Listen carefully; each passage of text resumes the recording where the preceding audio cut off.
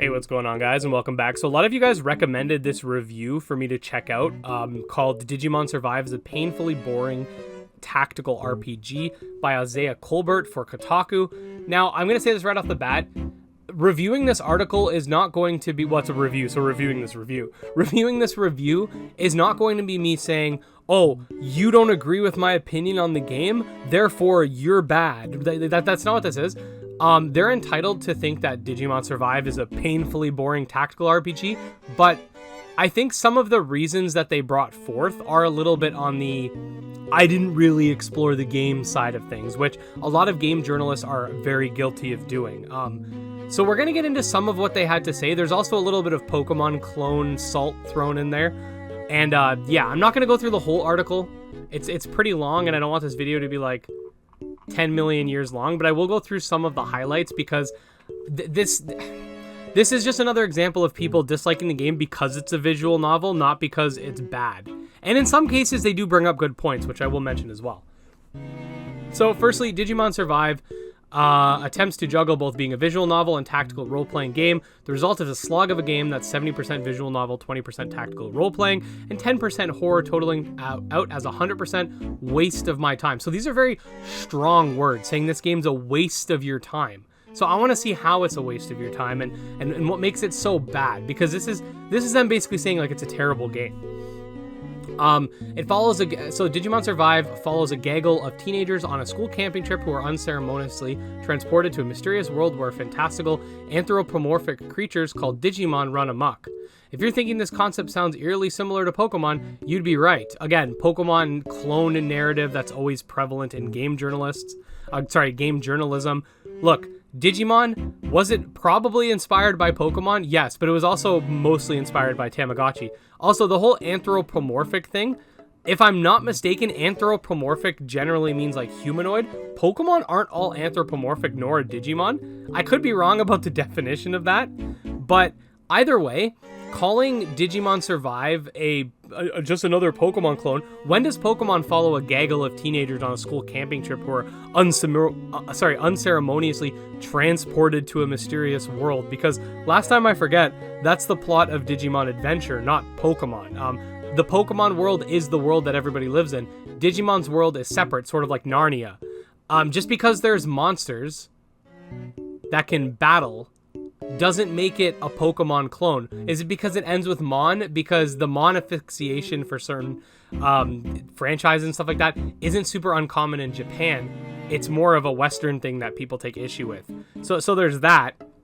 Then on top of that, Digimon, it's not like a creature catching thing. Like Survive has a collection element, but it's not like Pokemon where like you got to catch them all and be the very best. Like Digimon Survive, which is based off of Digimon Adventure, first of all, they don't even really make mention in story of you recruiting anybody.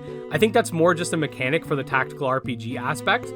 In story, it's just you and your partners, just like Digimon Adventure. So they're just trying to live. Like same with the original anime. They're just trying to live. They're just trying to figure out how to go home. They're not trying to be the best there ever was and, training to get stronger and this and that. Like, it's very different. Yeah, they both have monsters and the name ends in Mon. But other than that, Digimon and Pokemon are very different. So that's a very, very ignorant take right off the bat, in my opinion. Then they go on to say that it tries to fuse visual novel style of dialogue with battle-related social links via persona, but it's not good at either of them. So let's talk about what they have to say about the combat. Combat in the game works similarly to the turn-based combat system from Live Alive. Never played that, can't comment. Where you can position party members on a grid during fights, so it's tactical RPG. I'm not sure if the Kotaku people didn't know what a tactical RPG is, but that's what it is. While their placement plays a key role, all the battle tactics in Digimon Survive manage to be both a cakewalk and a slog. So the reason they call it a cakewalk is because they're basically saying it's easy. They're saying it's a slog because some of the battle areas are very big, and it takes some turns to actually get to the action. Well, what they have to say about that second part is most of your movement will be spent getting within range of the enemy, which, depending on the amount of party members you're rocking with, can take upwards of 4 to 5 turns before any of the action happens. So I will agree that some of the battle stages are very large, and it makes you only want to run mobility. And running mobility is important, but even some that are more mobile will still take a couple turns to actually get to the action. So I do agree that they should have sort of compressed the battles a little bit. When they say that it's a slog, they make no mention that I can find in this entire article of difficulty. You can make battles more difficult or easier. So this tells me this article was published on August 5th at 2:40 p.m. If they got the game from Japan, like I did, because I have a Japanese, I have my Switch set up for Japan, they would have got it on July 28th. So that's 29, 30, 31, 1, 2, 3, 4, 5. So about a week. They probably got it on regular launch day. So let's just say 7 days, 8 days. Something tells me that they weren't, it's a 40-hour game if you're actually like playing it. So something tells me for that week, let's think business week for a second, so 5 days. Something tells me they weren't playing it 8 hours a day. Something tells me they rushed through the game as quick as possible to get the review out, because that's what a lot of game journalists do. I don't know if this person did that specifically, but that's what that kind of seems like. If you didn't even know there's difficulty settings, like if you read some of the tips, I haven't even used them. And I remember reading that there's difficulty options for the battles. So saying that it's a cakewalk, but not knowing that there's difficulty, leads me to believe that they either rushed through the game and like didn't actually, play it properly just to get through it, or they didn't even beat the game and they just put out a review, because I do know for a fact some people do that. I was talking to my buddy Sneck about people who put out Monster Rancher reviews, not even mentioning certain systems that take a couple hours to get access to. So stuff like that. Anyway, Digimon Survives Adventure on the exploration side of things follows a visual novel formula way of waving your cursor over objects and characters in the environment to discover more things about them. This too suffers from being needlessly arduous part of the game. While the game encourages exploration, going so far as to flash the words on screen whenever the moment arises, unless items or people are in the environment have an exclamation point on them, you're wasting your time clicking them. No, that's wrong, because they don't have to have the red exclamation point. You can find items like the Enlightenment Slab in the inner shrine. You can find items just hanging around in pieces of grass. You don't even have to move your cursor around. You can just hit L and R to quickly go over to them. And then you can pull your phone out and do the same thing. You can even run into wild Digimon battles and stuff like that. So this idea that there's no point other than to click the red exclamation mark further gives credence to my theory that they just quickly sped through the game just to get through it so they could just put a review out. Because over here, they say the character as you play will reiterate the obvious saying, "Dang, those drums sure are dusty," when talking about something that they see. Couldn't you tell how long they've been there? Thanks a lot, Takuma. I couldn't have arrived that without your help. But the thing is, like, maybe you clicked on that drums and there was an item in it. I don't know specifically what drums they're talking about, but that's an example. Rarely does exploration reward you with items that aid you in the combat scenarios. I found a learning crystal just chilling, like in a chest recently. So that's not true. I became inundated with health items I never needed because it was a cakewalk as well. Again, difficulty options. And the game's not hard. I'm going to be honest, it's not.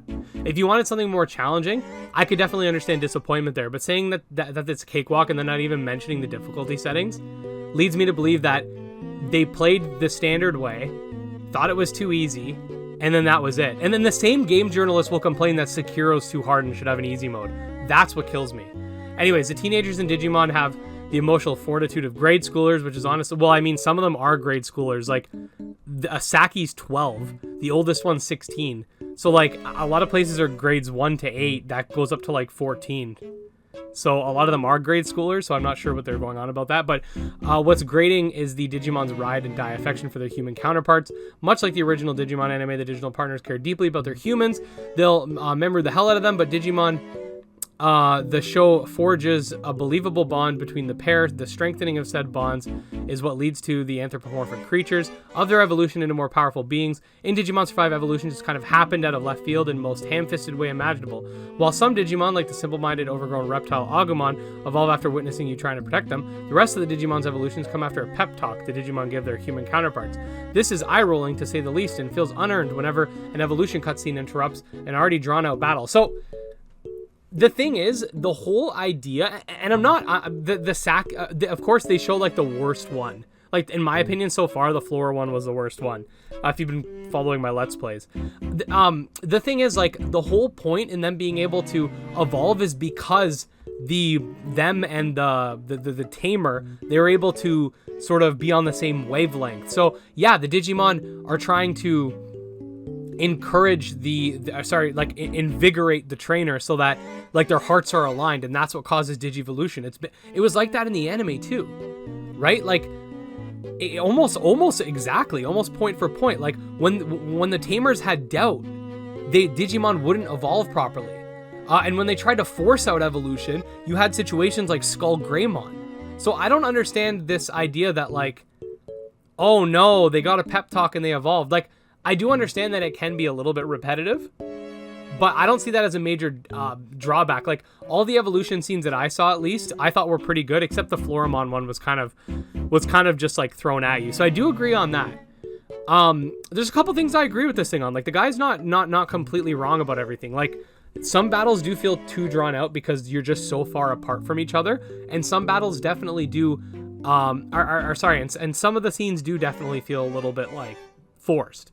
So I 100% agree with that. But there are also some great moments in the game, like when you meet up with Palmon, Patamon, and Biomon. They're just hilarious. Like, there's good parts to this too. Then they go on to say the drama isn't compelling. In one moment, the characters will protest against searching for answers, and then they'll actually do it. I do agree that in some aspects, your choices don't feel like they mean a lot, because you'll say something, someone will scold you, and you'll do another thing. Definitely a weak point of the game too. But I do think all around, the story is fun. I don't, if you're someone who's looking to read the next Game of Thrones, the next Song of Ice and Fire, whatever it's called, yeah, this game isn't going to do it for you. But when it comes to like all the characters having very specific archetypes, just like the person mentions earlier in the review, it's like that in every anime. Every manga is like that. Like, there's very few that aren't like that. Look at Black Clover, in a manga that I love, okay? Asta's the loud ADHD kid. It's my soul animal. You have the drunk girl, just like the one from Fairy Tail too. You have like the cool kid, the cool guy that everybody wants to be like and is super attractive. You have the guy that's kind of like a snake, the Buha guy, right? He's kind of like sus, you know? He's always trying to screw people over. You have the delinquent. You have like there's always these archetypes, and it's not something that's completely specific to Digimon. So I wouldn't necessarily find that something to complain about. But then they go on to say basically, yeah, the characters don't push the plot forward, the villains do. And I mean, your goal is to survive, and the characters do push the plot because they do go out exploring, which causes the villains to react. So the characters are just trying to survive and get away. It's not necessarily that they need to be pushing the plot, because it's not their job. They're trying to escape. And then they go basically, while the devs practically begged reviewers not to spoil anything that happens after the game's 5th chapter, in hopes of preventing the surprising emotional twists and turns the story has to offer, the plot point only tripled down, frustrating me. I started actively rooting for characters to meet their demise because of how demonstrably ineffective the group collectively made my choices. You can promise to be a deeply personal story all you'd like, but I would rather just be spoiled than to suffer through playing your game to reach its conclusion. Then the journey isn't worth it. So this comment down here is perfect. People who play visual novels and complain they are in fact visual novels are so incredibly frustrating. Please go do that to literally any other genre and leave visual novels alone. It's okay to acknowledge that the genre isn't for you, but move along. As somebody who actually likes VNs, I love Digimon Survive. There's a story about a group of kids who are stranded in a hostile environment trying to find a way to survive or make their way home. Yes, it's an overarching plot, but most of the drama is interpersonal conflict between the kids. It does a great job of establishing the setting and slowly building up a tense atmosphere with some light horror elements. The kids actually behave like kids. There's some nuanced character development, and I really like the unique spin on the Digimon tropes. The tactical combat is there. It's very easy and you can just breeze through it. Suggesting that it's even 20% of the game might be an exaggeration. No, it's at least 20, because you can definitely go into free battle whenever you want. There is a good amount of tactical combat. Sure, opinions are inherently subjective, but for anybody who is on the fence about this, I'll point out that almost every negative review on Steam just complains about having it have too much reading and being a visual novel.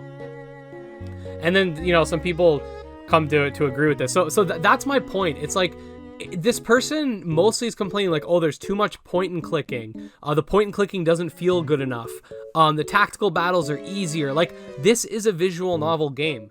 It's okay to complain about Digimon Survive and not like it, but when you go out and say the game's a waste of money because it's not for you, that's where I kind of have an issue. So this review, in my opinion, where was it? Hold on. We're gonna find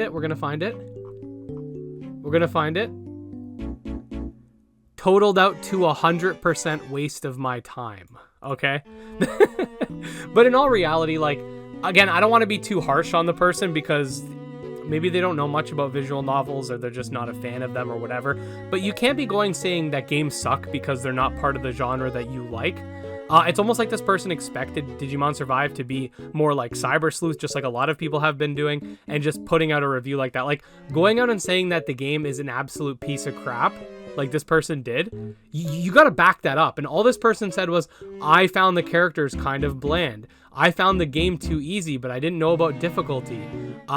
They told me not to spoil, but that's because the game sucks and they're trying to hide it. Like it's a Pokemon clone. Like, this review is kind of a joke.